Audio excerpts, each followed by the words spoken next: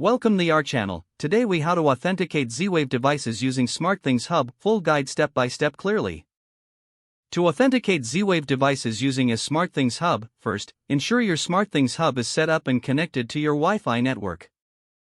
Make sure that the Z-Wave device you want to authenticate is powered on and within range of the SmartThings Hub. Open the SmartThings app on your smartphone or tablet. On the home screen, tap on the Add Device button to begin the authentication process. Select Z-Wave from the list of device types. Follow the on-screen prompts to put your Z-Wave device into inclusion mode.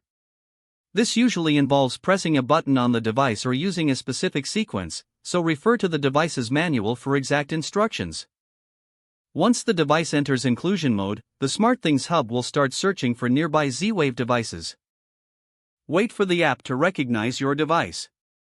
When the device appears in the app, select it to complete the authentication process. You will be prompted to assign the device to a room or give it a name. Fill in the necessary details as per your preference and tap Done to save. After successfully authenticating the device, it should show up on your SmartThings home screen. You can now control it directly from the app and integrate it with other SmartThings devices. If you encounter issues during authentication, try resetting the Z-Wave device and repeating the process. Once authenticated, ensure that your Z-Wave devices are updated with the latest firmware for optimal performance. If the page does not load, refresh the browser or try again in a private or incognito window. Make sure you are using the correct email address, then retype it carefully to avoid small typos. If your password is not accepted, use the reset option and create a new strong password you can remember.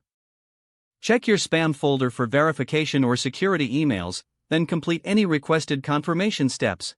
Enable two-factor authentication if available to improve account security and reduce unauthorized access risk. After signing in, review your profile details so your contact information and settings are accurate and current. If you see an error message, note it down and try again after restarting your device and internet connection. Log out when you finish, especially on shared devices, to keep your account and payment information secure. If the page does not load, refresh the browser or try again in a private or incognito window. Make sure you are using the correct email address, then retype it carefully to avoid small typos. If your password is not accepted, use the reset option and create a new strong password you can remember. Check your spam folder for verification or security emails, then complete any requested confirmation steps. Don't forget to like this video and subscribe to our channel for more step-by-step tech guides.